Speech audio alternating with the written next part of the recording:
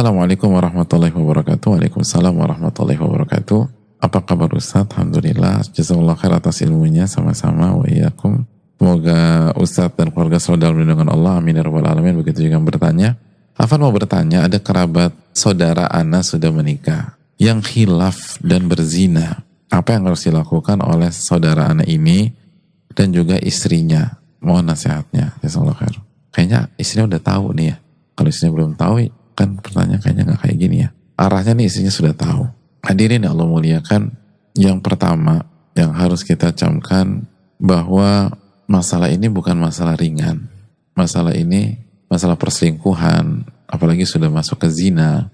Dan di hari gini kalau udah bicara perselingkuhan mungkin 99% jatuh pada zina ya.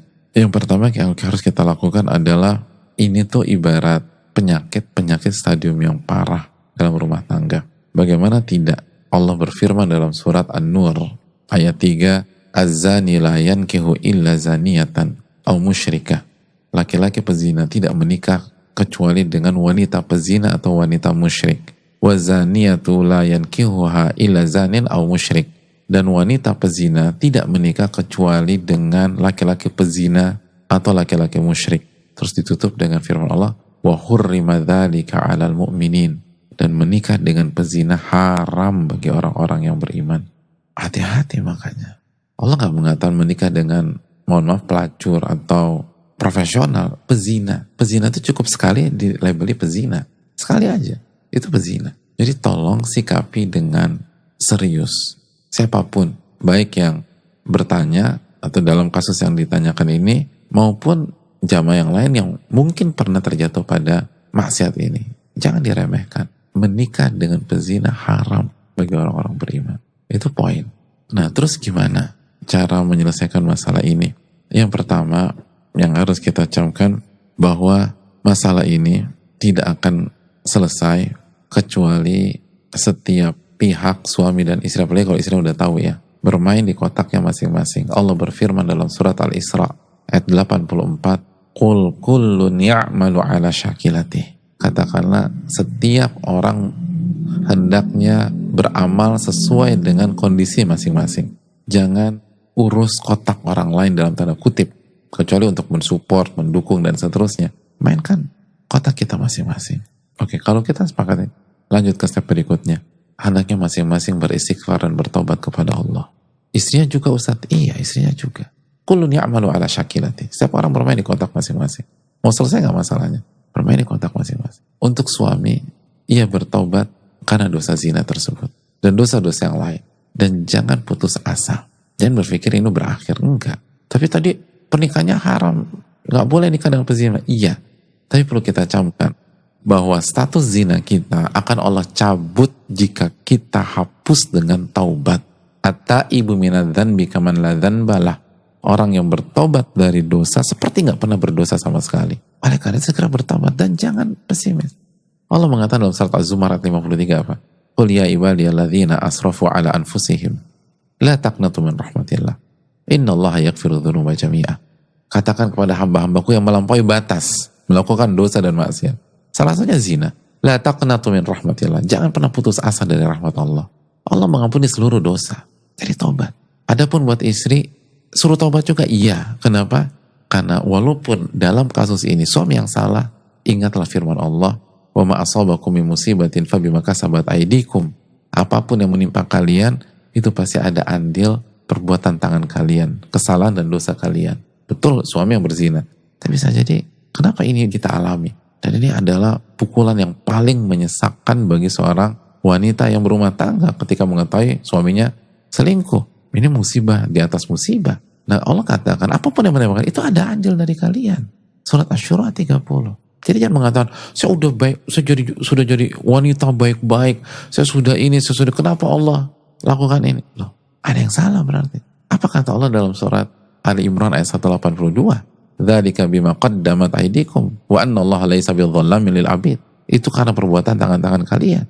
Dan Allah enggak pernah zalimi kalian, enggak pernah zalimi kalian. Bisa jadi karena kita kurang beribadah kepada Allah sehingga akhirnya ini dialami oleh rumah tangga kita. Bisa jadi maksiatnya ke Allah atau kesalahannya ke suami kita. Kita belum jadi istri yang baik. Kita belum memenuhi hak suami kita. Akhirnya suami kita tergoda keluar. Walaupun itu bukan justifikasi, bukan. Laki-laki harus punya alat kontrol, tapi sebagaimana kita nggak ideal, suami kita juga mungkin nggak ideal pada saat itu. Coba istighfar, taubat. Jangan punya mental nyalain orang. Nggak akan berhasil. Salah satu mental orang gagal, hobi nyalain orang. Hobi nyalain suami, hobi nyalain istri. Sama. Bukan hanya kita dukung suami.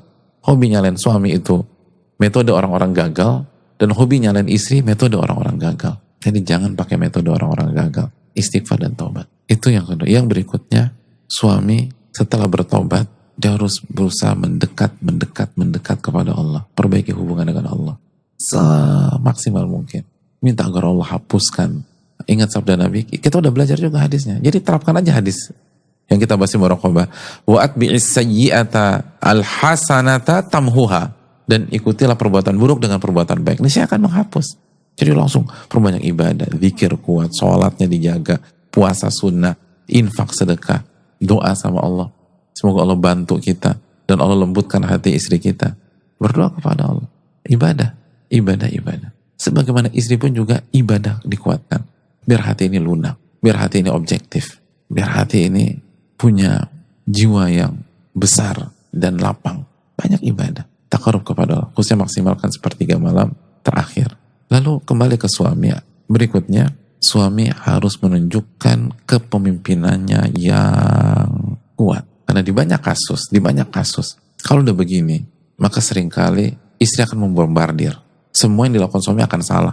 Jadi kesalahan ini akan merembet kemana-mana. Dikit-dikit salahkan. Dan kasus ini banyak. Ini gak bisa dibiarkan. Rumah tangga gak sehat demikian. Dan salah satu kuncinya kepemimpinan. Suami harus dudukkan dan menjadi pemimpin sejati. Bukan membela kesalahan. Jangan membela kesalahan kita. Salah bilang salah. Tapi tugas pemimpin jangan membuat masalah membias dan melebar dan mengontrol dan memagari rumah tangga kita. Jangan akan lari ke sana, lari ke sini. Dan itu banyak kasus demikian. Dan yang jadi masalah bukan kesalahan istri juga. Tapi seringkali salah suami. Karena suami gak bisa jadi pemimpin. Apalagi sudah merasa bersalah. Duduk di kursi pesakitan, udah deh. Diserang terus, dia diam aja. Oh enggak. Kalau ujian nih, kita salah nomor 3, kita harus lapang dada kalau kita disalahkan di nomor 3. Tapi apa kaitannya dengan nomor 4, nomor 5, nomor 6, nomor 7? Dan kalau kita dibombardir nomor 4, nomor 5, nomor 6, nomor 7, kita punya kewajiban bukan bela diri ya, tapi mendudukkan permasalahan. Karena ini nggak sehat. Kalau dibiarkan bermasalah ke depan. Dan kita punya tanggung jawab sebagai seorang pemimpin, kita ditanya di hadapan Allah. Dudukkan. Katakan kalau kamu menyalahkan saya nomor 3, salahkan saya nomor 3. Nggak ada urusan nomor 4, nomor 5, nomor 6, nomor 7. Itu nggak objektif. Bermainlah sebagai pemimpin sejati. Dan yang harus dilakukan adalah bicara, lalu rubah pola hidup kita, karena pemimpin harus menunjukkan keteladanan dan mengamalkan apa yang diucapkan. Memang butuh waktu untuk mengobati luka itu. Tapi kalau istri kita melihat, kita pemimpin sejati, kita punya ketegasan, dan kita benar-benar magerin. Terus yang ketiga, ada perubahan dalam diri kita. Lalu yang keempat, sekali lagi apa yang kita ucapkan, itu yang kita amalkan pada hari ini, atau yang kita amalkan, itu yang kita ucapkan, walk the talk itu. Lalu di waktu yang sama kita berdoa kepada Allah, insya Allah hati istri kita luluh. Dan untuk istri, yang perlu kita camkan, bersikap objektiflah. Allah berfirman dalam surat Al-Maidah ayat 8 ya. وَلَا يَجْرِمَنَّكُمْ شَنَآنُ قَوْمٍ عَلَىٰ أَلَّا تَعْدِلُوا إِعْدِلُوا هُوَ أَقْرَبُ لِلتَّقْوَى. Janganlah kebencian, kekecewaan kalian kepada sebuah kaum membuat kalian tidak berlaku objektif dan adil. Objektiflah, karena objektivitas lebih dekat kepada ketakwaan. Bersikap adil lah. Bersikap adil termasuk ke dalam ketakwaan. Artinya kalau suami kita salah nomor 4, ya udah jangan merembet ke nomor 1, nomor 2, nomor 7, nomor 8, nomor 9. Bahas nomor 4. Kalau suami kita salah nomor 10, fokus ke nomor 10. Jangan dirembet. Tapi saya nggak bisa terima. Apa bedanya Anda dengan dia kalau gitu? Dia melakukan kesalahan, Anda juga melakukan kesalahan. Dia dosa berzina, Anda nggak adil, nggak objektif. Dosa juga. Dosa itu nggak bisa diselesaikan dengan dosa. Dosa itu diselesaikan dengan taubat dan perbuatan baik. Jadi kalau mau berurusan, kerucutkan masalah. Semua sepakat, orang-orang yang mengerti problem solving, kalau ada masalah tuh kerucutkan, jangan dibiaskan. Nggak akan selesai. Saya masih nggak bisa terima. Oke, step pertama, kesalahannya apa sih? Kesalahannya zina. Oke, lingkarin tuh poin itu. Jangan ributkan yang lain. Itu nggak ada masalah kan? Nggak ada masalah. Ya udah fokus masalah itu aja. Kalau kita merembet ke yang lain, kita nggak adil dan kita nggak objektif. Dan kita berhadapan dengan Allah Subhanahu Wa Taala. Dan itu menyelesaikan masalah dengan masalah. Oke, kita kerucutkan. Berarti salahnya apa? Zina, Ustaz. Oke, zina. Lalu masuk ke surat An-Nur misalnya ayat 22. Wal ya'fu wal yasfahu ala tuhibbun an yaghfirallahu lakum wallahu ghafurur rahim. Allah katakan, maafkan dan lupakan kesalahannya. Tidakkah kalian ingin dosa-dosa kalian dimaafkan oleh Allah? Dan Allah Maha Pengampun, Maha Penyayang. Tapi itu dosanya, oke, dosa zina. Fatal, sepakat. Itu fatal banget. Laki-laki kurang ajar, iya kita sepakat. Nggak benar. Tapi apakah hanya suami kita yang salah dalam kehidupan ini? Kita nggak punya salah. Apakah hanya suami kita yang berdosa, lalu kita nggak berdosa? Lalu kalau kita berdosa, emang dosa kita sedikit? Mungkin kita gibah. Mungkin kita buka aurat, jamaah. Buka aurat. Kita nggak berhijab. Emang itu nggak dihitung sama Allah? Oke, kalau kita berdosa, apa yang kita harapkan? Saya berharap dimaafkan oleh Allah. Saya berharap diampuni oleh Allah. Kalau gitu maafkan saudara Anda. Maafkan suami Anda. Sebagaimana kita berharap dimaafkan, maafkan dia. Allah yang mengatakan, wal ya'fu wal yasfahu. Maafkan. Ala tuhibun an yaghfirallahu lakum. Tidakkah kalian ingin dimaafkan oleh Allah? Kalau ingin dimaafkan, maafkan orang. Al jaza' min jinsil amal. Balasan tergantung jenis perbuatan. Kalau kita ingin dimaafkan, maafkan orang. Jenis perbuatan. Balasan memaafkan, dimaafkan. Dan yang berikutnya coba kita pikirkan. Kita ini hidup di dunia. Seringkali buat dosa sama orang. Dan kita gak bisa minta maaf ke orang tersebut. Gimana coba caranya? Itu susah. Gimana cara minta maaf? Semua kita ngalamin dalam kehidupannya. Kita buat dosa. Dan mungkin sebagian kita gak ngeh itu dosa. Nyakitin orang. Dan benar-benar itu nyakitin orang.